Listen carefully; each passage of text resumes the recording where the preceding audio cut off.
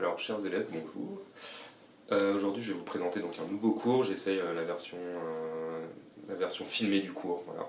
C'est le confinement, j'ai du temps pour faire des choses et vous avez du temps pour regarder. Alors, c'est un cours donc, qui s'appelle Humanisme, Renaissance et Réforme en Europe. Et donc, ça concerne la période du XVIe siècle. On va voir ces trois termes dans trois parties. D'abord l'humanisme, ensuite la Renaissance et enfin les réformes. Je vous expliquerai ce que c'est plus précisément. On commence? Vous suivez?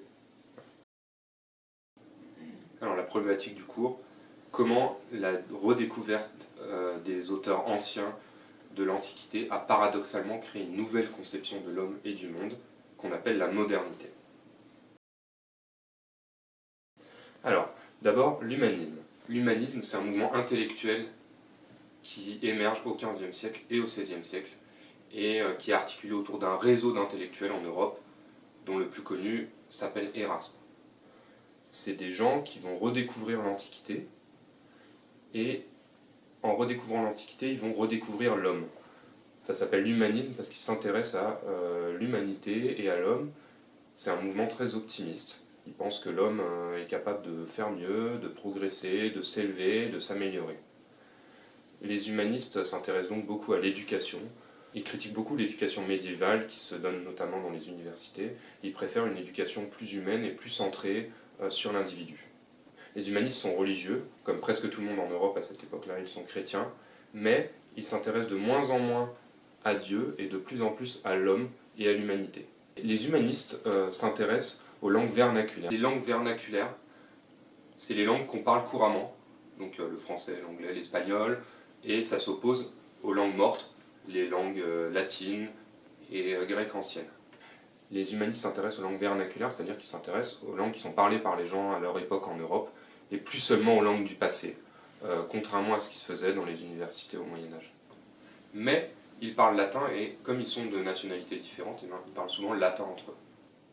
Donc l'humanisme, c'est un mouvement nouveau qui vient transformer l'Europe.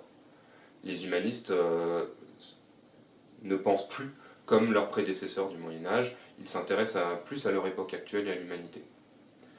Et la dernière chose qu'il faut savoir sur les humanistes et que vous devez retenir, c'est qu'ils vivent dans les différents pays d'Europe. Les humanistes ont l'habitude de correspondre par courrier à travers toute l'Europe. Ils se déplacent pour se rencontrer et c'est pour ça qu'on parle de République des lettres. Voilà, c'est un peu ce réseau d'intellectuels humanistes qui existait dans toute l'Europe avec un peu à la tête Erasme, qu'on appelait aussi le prince des humanistes. Avant le XVe siècle, les livres étaient recopiés entièrement à la main par des moines qui s'appelaient les moines copistes. Ils écrivaient les livres, c'est pourquoi on les appelait des manuscrits. Au XVe siècle, il y a une grande révolution qui se fait dans le domaine culturel, qui va bouleverser vraiment la façon de connaître le savoir. C'est l'invention de l'imprimerie par un Allemand qui s'appelle Gutenberg, vers 1450. L'imprimerie, c'est un moyen mécanique de reproduction des livres, ça permet d'en faire beaucoup. Voilà, tous les livres qu'on connaît aujourd'hui, c'est des livres qui sont imprimés. Et ça a permis la diffusion des idées humanistes, puisque leurs livres ont été imprimés et diffusés à travers toute l'Europe.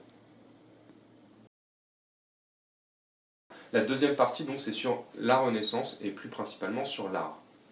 Alors, on parle de Renaissance dans le domaine artistique, parce que les artistes du XVe, XVIe siècle vont redécouvrir l'art antique, et ils vont avoir l'impression de se détacher du Moyen-Âge et de renaître, comme si le Moyen-Âge avait été une période très sombre, sans art de qualité, et que tout à coup à la Renaissance on retrouvait un art d'une grande qualité comme il y avait eu pendant l'Antiquité.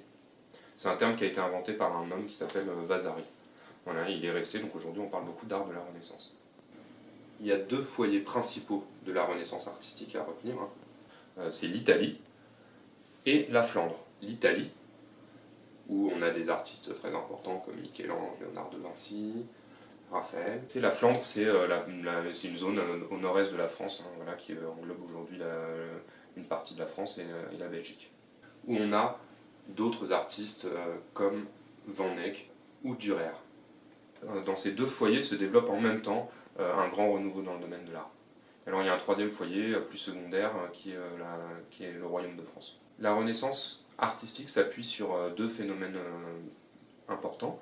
Le mécénat. Un mécène, c'est quelqu'un de très riche, alors ça peut être le pape, un prince, un roi, qui décide de payer un artiste pour que l'artiste travaille pour lui. Donc souvent il y a un but de glorification du mécène, c'est-à-dire que l'artiste en échange de cet argent va faire des tableaux représentant le mécène, sa famille.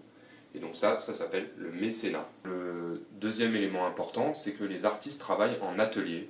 Donc un artiste important, Michel-Ange par exemple, ou Raphaël, va avoir sous ses ordres tout un tas de jeunes artistes qui apprennent et qui travaillent pour lui, qui l'aident à réaliser ses peintures. Deuxième sous-partie, l'art de la Renaissance aborde de nouveaux thèmes par rapport à l'art médiéval. Les artistes de la Renaissance, comme les artistes du Moyen-Âge, vont peindre beaucoup de peintures religieuses, c'est des gens qui sont croyants.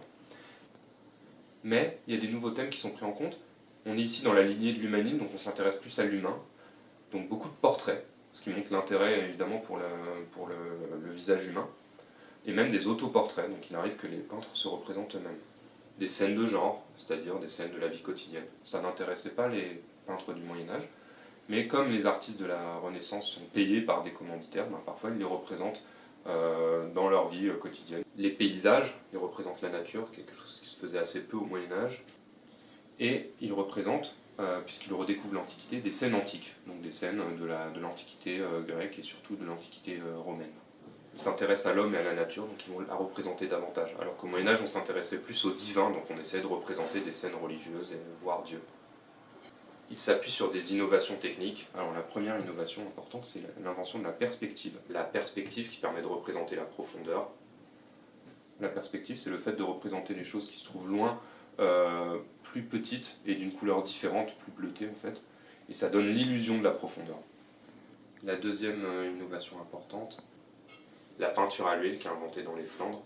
C'est une nouvelle technique de peinture qui permet de représenter plus finement les détails et d'avoir une meilleure conservation des toiles. Et puis une grande connaissance de l'anatomie, et il y en a même qui vont pratiquer la dissection, c'est-à-dire découper des cadavres pour mieux connaître le corps et pouvoir représenter par exemple le mouvement des muscles de façon plus convaincante.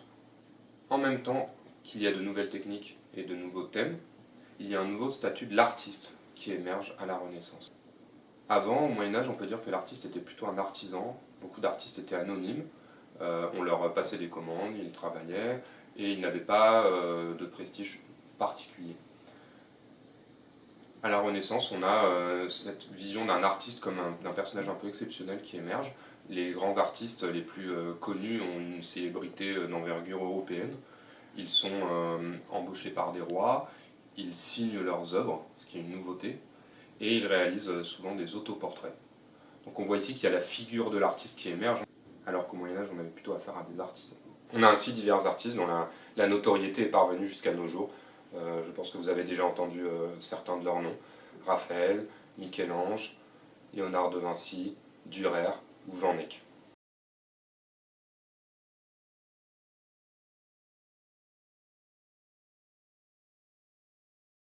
Voilà, donc la prochaine fois on parlera de la réforme religieuse. Si vous avez des questions, n'hésitez pas à me les envoyer par mail. Voilà, je vous souhaite de bonnes révisions à tous.